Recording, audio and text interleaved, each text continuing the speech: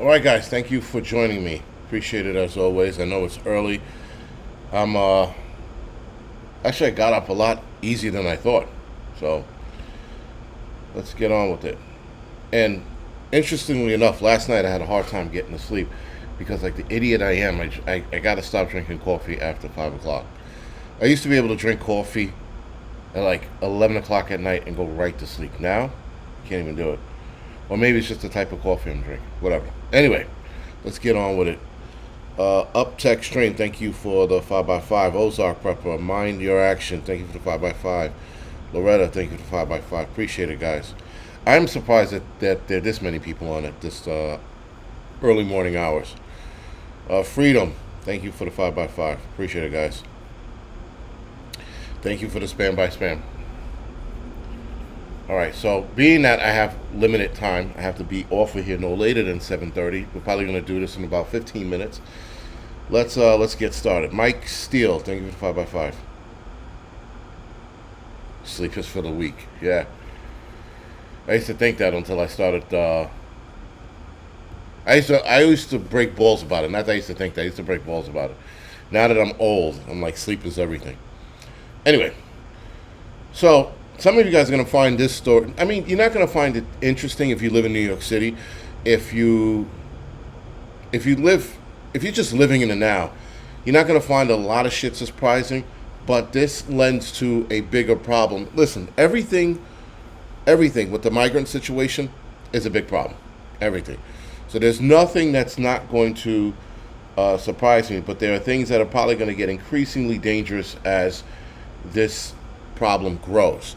In fact, Eric Adams is even trying to change the sanctuary city status of New York City so that he could start sending back criminal elements of the criminal elements of the migrants. All right, so the migrants that are coming here with their BS, he's trying to sit there and change it back. Now, what I don't understand is that he's the mayor. Mayors can essentially do what they want, right or wrong, right, good or bad. And he's like, I have to go back to the city council to change that. Just send them back. Why do you have to all of a sudden change laws around? Just send them back, then change the laws. It's your city. If they're creating a hazard to your city, just send them back home. Anyway, Country Prepper 19. The grocery stores here are fine. The trucker issue is not an issue. And I'm going to talk about that in a video today. The Angry Prepper later today. So, and yes, you can sleep when you're dead. I used to always say that when I was grinding and hustling. When I used to do EMS, right? When I was a firefighter and I worked for a private EMS company, I would work 24 hours straight. In some cases, I would get an hour nap here and there, and then I would keep moving with the day. Again, that's when I was like 20 years younger. Now that I'm 20 years older, fuck that. Can I do it? Yes. Do I want to do it? Absolutely not. Sleep is, guys, possibly the most important thing that's going to help you stay healthy. Forget about longevity. Just stay healthy. Anyway, dozens of migrants found living in the basement of a Queens furniture store during a building inspection. Dozens of migrants were found living in the basement of a Queens furniture store during a city building inspection Monday night. So this is 2 nights ago. The furniture shop on Liberty Ave was housing 74 adult men from West Africa in a commercial space, including a basement under the store. Now, for a lot of you that, again, don't live in the city, I helped my friend move the other day. And we had got 2 West Africans. They were from Senegal. And with that, I noticed now, once upon driving around, I noticed that as I was driving around, the migrant men were all at like Home Depots and moving centers. Now, the moving centers, that was new to me. I used to always see them hanging at Home Depots or whatever construction site looking for work. Now they're hanging at Home Depots. I forgot the other one, Lowe's, and now they're hanging at moving centers. So, regardless, needless to say, guys, I found it not alarming, but now they're everywhere. And granted, they're looking for work and they're doing the right thing by looking for work. That's okay. But like and you won't see an American guy in that group at all, like not one, which sucks. Anyway, inspectors said they found more than 40 beds inside the store. They found 74 adults with only 40 beds inside the store. But when officials finished counting the people, they sent dozens of asylum seekers into the Bronx. Oop Star, the owner of the shop, admitted to housing the migrants to help them out because he felt bad for them since they were kicked out of the shelter after 30 days. Now, again, there's a program that allows people to house migrants here in New York City. So he could have easily went after that program to do so, but instead he felt bad for these guys, which means there's an ulterior motive underneath this, and they're absolutely going to find out what it is. I don't buy this guy's excuse for a second. I'm so proud of these guys. That's why they broke my heart. All 74 of them? Highly impossible. I'm proud of them, and they're hardworking people. He says he was not charging them rent, but made them agree to grounds rules such as no cooking, no e-bike battery charging inside, and asked them to donate $300 a month towards a fund to eventually lease a larger space for them. So I don't know where that $300 would have came from. Maybe collectively they would have gotten that. And I guess you can, right? $10 a guy, not even $5 a guy or $2 a guy. 74 guys, that's $150. Man, maybe $4 a guy, $5 a guy would have gotten him that money. Whatever. He insisted his shelter was safe because of his ground rules, but neighbors thought otherwise and complained. A neighbor who asked not to be identified said she tried to reason with Sar, but he didn't take her seriously. Here it goes. This is, like I said, the other side of that story, saying that I'm housing them because I feel bad for them. Fuck you, dude. You saw money. And he undoubtedly made money from these guys.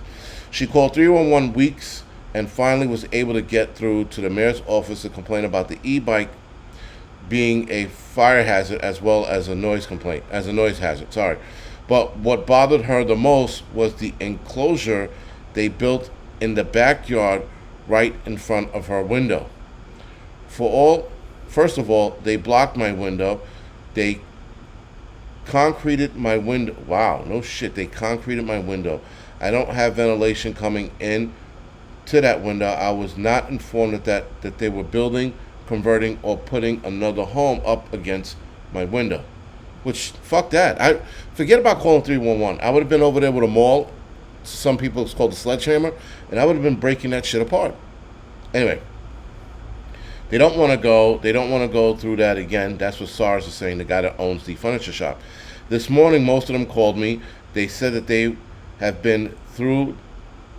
Said what they have been through is what they have never been through. That I don't get what that fucking means. They went through hell last night trying to find a place, to stay. And I think this guy's an immigrant himself, just based on how he's talking. And where they were fine. We were fine. Again, bear with me. We were just, doing what we have to do. Mayor Adams and the deputy mayor, Maria Torres Springer, said housing men illegally in a furniture store is an unfortunate outgrowth of the city's housing crisis. We cannot create those desperate situations, the mayor said. We have to build more. Where? We have an inventory issue in the city.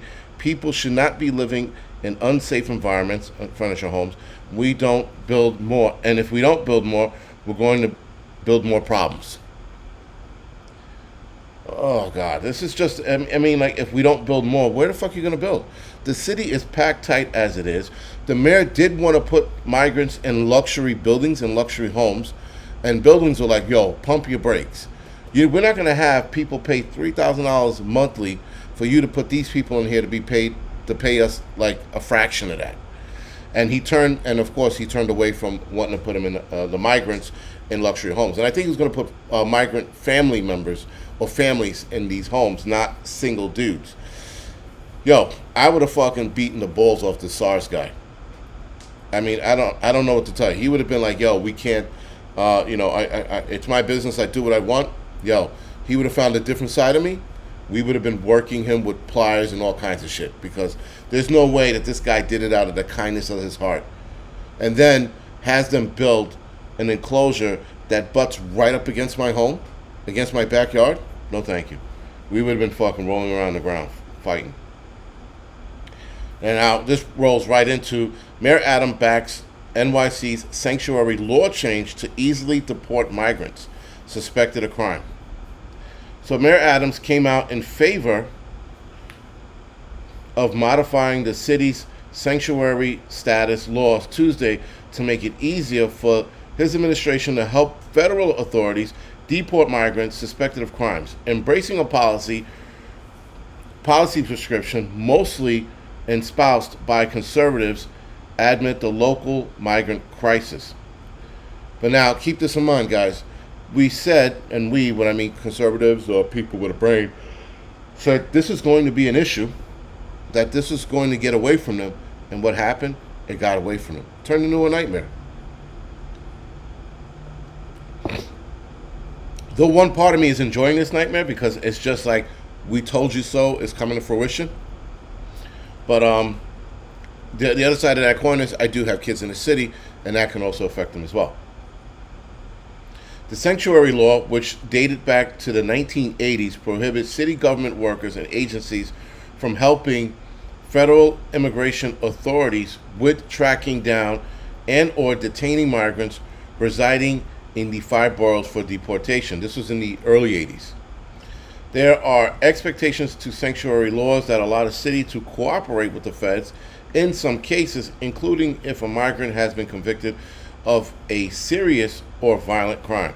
Existing laws do not, however, permit the city to cooperate with federal immigration authorities if a foreign national has merely been accused of a crime. So it has to be something egregious like murder or rape, and then they can cooperate with them. In a Tuesday afternoon press briefing, Adams said the current laws are too lax, or now they're too lax. Keep in mind, he embraced this 3 years ago now. He embraced this bullshit. Now it's too lax. And that he wants to return to a standard that was in place under former Mayor Bloomberg and Ed Koch. Mayor Ed Koch was an 80s mayor. Under that standard, the city could cooperate with federal authority, including detaining migrants on their behalf for deportation if they were suspected, not only convicted of crimes. So again, all of that was to say is that when New York City's been a sanctuary city since the 80s, I didn't know that till recently. I thought we were just a regular city. When I looked up sanctuary laws and saw that we were what you call in the 80s, I was like, you fucking kidding me? Anyway, even back then we were liberal. And back then you had to have been committed, you had to have been convicted of a crime to get sent out. That is, now they're trying to lessen it, to if you were accused of a crime. Which means, I see where they're going with this, which means you can accuse migrants of just entering the country illegally, which is a crime, and New York City can then start deporting a lot of these people back home. I see where this is going. I pick up what they're putting down. Anyway, I want to go back to the standards of previous mayors who I believe subscribed to my beliefs that people who are suspected of committing serious crime in this city can be held accountable. Oh, now he's trying to sit there and say that he's going back to a belief that the other mayors had, and that he's putting himself in that category. Well, I believe that too. This mayor is a bag of shit. Man, if ass cancer is the only thing he gets in his life, I'm going to be disappointed before I go. Anyway, some of you guys are going to find this very interesting. I am going to do a separate video on this because this is stupid. I mean, I have to put this up on the screen because I couldn't believe what I was reading. Not that I couldn't believe what I was reading, but just the sheer fact, man, that they're getting rid, or they're trying to get rid of the meaning of jihad. So, New York City teachers are told jihad means struggle, not holy war. It has always meant holy war. But anyway, in the DOE anti-basis training, this is disingenuous. This is coming from a teacher. New York City teachers were told that jihad means simply struggle, not holy war, in training sessions against anti-Muslim bias run by the Department of Education, the DOE.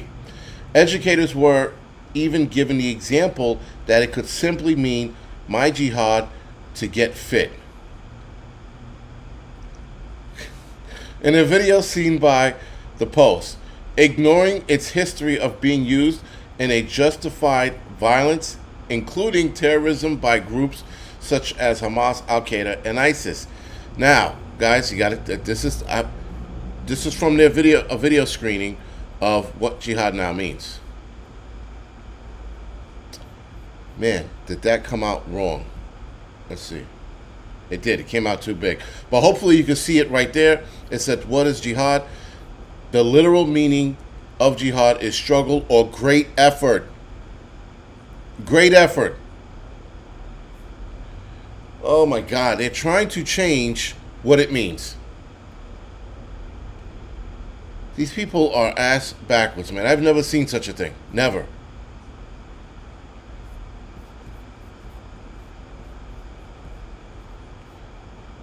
GABA Network says Venezuela's not taking them back. Well, they were escaping Venezuela. I don't know why they want to. Hashtag My Jihad Media Campaign. Jihad is a Muslim concept of striving in path of God. Never has it meant that. Never. But anyway.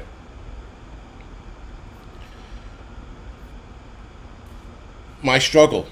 My great effort. That's what jihad means.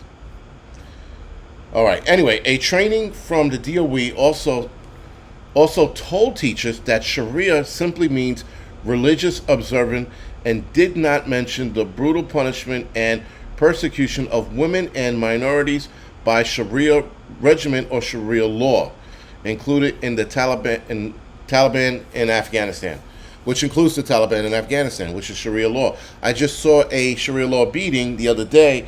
They didn't clarify why the woman was getting her ass handed to her, but her family member, including her father, were beating her what looked like a hardened axe handle, right? So, or whatever the hell it was, he was beating her pretty good. And some guy who took part in it, who I don't know who he was, but he came like out of the view of the camera into camera frame and clocked her and knocked her out for like a second or two. And then they picked her up again and started beating her some more. This is what goes on in that country. And again, guys, there are Muslim women pushing this nonsense that jihad means struggle, that their covering means empowerment. Their covering was instituted by men in that country to tell women how to dress. Now you have transgender women stating that they want to abide by the Quran's law. That is another video that I'm having a hard time getting out because I can't believe the stupidity level in that there are people out there looking at the Quran and wanting to follow it. If you follow the Quran in its entirety, it's one thing. But there's nowhere in the Quran does it say that a woman needs to cover up. That's the adoption of men. Or maybe it is in the Quran, but that's the adoption of men, not of God. Sorry. Anyway. One teacher said that the webinar host ignored them when they messaged to say the Encyclopedia Britannica definition of jihad included war. Now, this also comes from Muslim, the word jihad. I'm pretty sure this is going to demonetize this video, but whatever. I couldn't believe I found this shit. This is something I probably should have been talking about on The Angry Truth on a regular night. I might mention it again tomorrow night. But again, guys, this is something that they said. The Muslim community's meaning. They're trying to change it and indoctrinate us with words like jihad and Sharia, which are both bad words. Anyway, after compared the way it redefined language as straight from Joseph Goebbels' handbook, which A third said it was brazen attempt to use Semitic to avoid discussing Islamic extremists, which these are Islamic extremist words, right? These are not like the everyday Muslim using these words. These are extremists at best. The webinar, Understanding Muslim Experiences and Combating Anti-Muslim Bias, was run by the city's Commission on Human Rights on February 20th, which teachers across the city invited to a voluntary event. It was part of a series of anti-discrimination workshop launched in the wake of October 7th Hamas massacre of hundreds of innocent Israelis. One later this week will deal with anti-Semitism. The Post has reached out to the DOE for comments. You can't deal with both anti-Muslim bias and then change wording around and then try to deal with anti-Semitism, which you should have dealt with anti-Semitism first, being that Jews are the ones getting beat up. Now, again, guys, I don't side with either side. I could care fucking less. But there are more Jews, or at least there were more Jews getting beat up than Muslims in the city. And I mean, and just looked at it on record. Look at colleges and the shit they're going through. Whatever.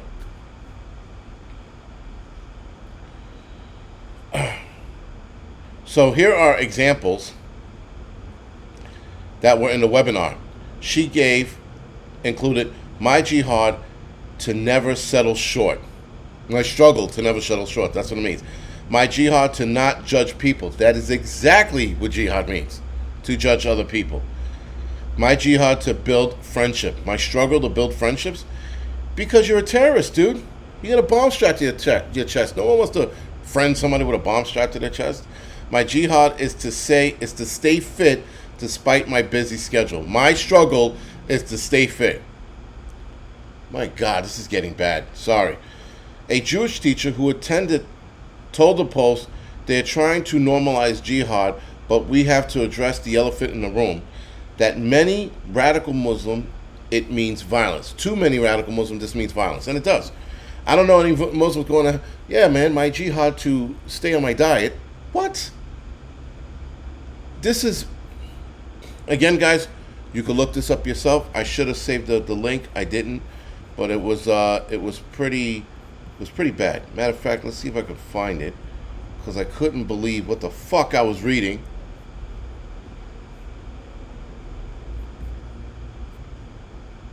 Yep. Nope. I don't think I can find it. Oh wait, I found it. Nope, I didn't. I found something about the transgender school, transgender breast milk. The breast milk thing, I'm going to do a video on. That shit's fucking interesting in itself. But no, I cannot find it. But I will look for the link and then post it up. But nonetheless, guys, that's the schools here in New York City. They're trying to change the meaning of jihad and Sharia.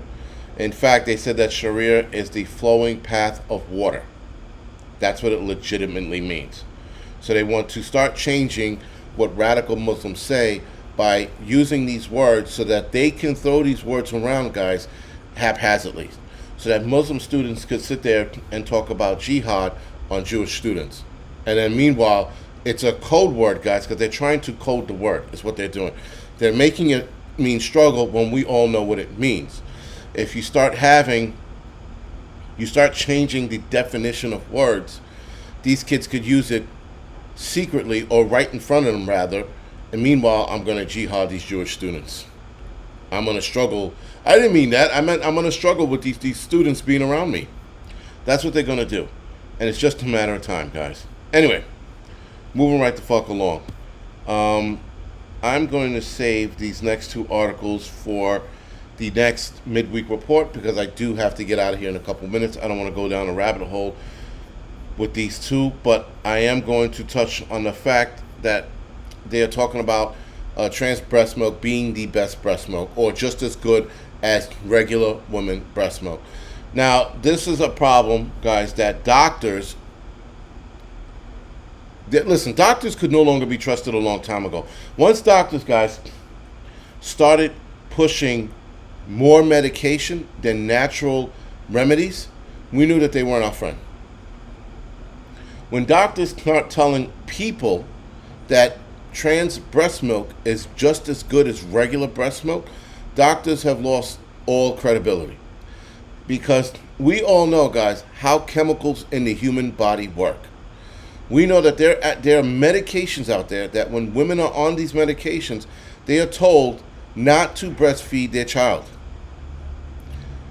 There were women who were taking AZT and or AIDS medications back in the days and told not to breastfeed their child because it could damage their liver and or kidneys. There are women on just basic antibiotics because they might have gotten an infection at some point or another, told not to breastfeed their kids because it could damage their liver, kidneys, or heart. Now all of a sudden, men pretending to be women, pumped up on all of these medications and all of these hormones, are now told that they could breastfeed their child. They're medications that help them produce milk, and they have to take a lot of it to do so. That medication specifically has been linked to heart problems in babies. But now all of a sudden they're trying to push this agenda. This is part of their plan, guys. It has to be. There's no way that you can tell me that telling men who are pretending to be women that it's okay to feed their kids this garbage. There is a big issue here. Still, I find it alarming that nobody else is fighting back. Now, there are a lot of doctors actually, and this is in the UK. There are a lot of doctors fighting back against this. There are a lot of doctors looking at this and going, "Yo, what in the hell is going on?" There's no way you're going to have us fighting this crap or dealing with this. There's no way. There's no way that you want to have us agree to this and think that we're stupid enough to pump more poison into our kids. Now, for guys who are breastfeeding their kids, those kids are going to have medical issues down the line, without a doubt. Because keep in mind, guys, bad enough they're taking in the hormones and the pills that their so-called mother is taking. Then they're also taking more medications to help breastfeed their kids, which those are undoubtedly going to harm their children down the line. But these people don't care because they're psych patients. If you tell me that my kid is going to suffer some kind of mental or health disorder from the hormones I'm taking, but I choose, if you told me that, I'd be like, all right, I'm not going to breastfeed my kid. That's a simple thinking. That's a normal person's thinking. This shows you guys that the trans community are psych patients and have psychological issues because you are knowing that all the medication you're taking is going to harm your kids, but you're going to breastfeed your kid anyway so that you could feel like a woman. Meanwhile, you can't even answer what a woman is. This shows you the psychosis that doctors are embracing and has to be dealt with at the doctor's level. It can't be normalized. It shouldn't be normalized. It should be dealt with swiftly and fast. But it won't be. Now, this is in the UK. I definitely see this taking hold here at some point or another. But this article going around, there are doctors all over the world disputing this. There are doctors who agree with the whole trans thing, but now they're like, whoa, whoa, whoa, pump your brakes. We're not going to sit there and start having kids breastfeed with these people taking a lot of hormone-changing medications. We're not going to go down this road. Nonetheless, they are going down this road. Anyway, with that being said, guys, I'm going to have to go off the air. I got to get to work. I got to do some shit I thought I was going to do. I'm not going to be able to do it. I'm just going to have to do a video and get going. Other than that, guys, thank you for watching. Thank you for joining me so early. I might do this again if I have to go to work. If not, I'm going to go back to the 10 o'clock time or 9 o'clock time, see how it does. Again, other than that, thank you for joining me this early. Thank you for watching. Thank you for dealing with my bullshit. And I will see you guys tomorrow night for the doubleheader. Thank you.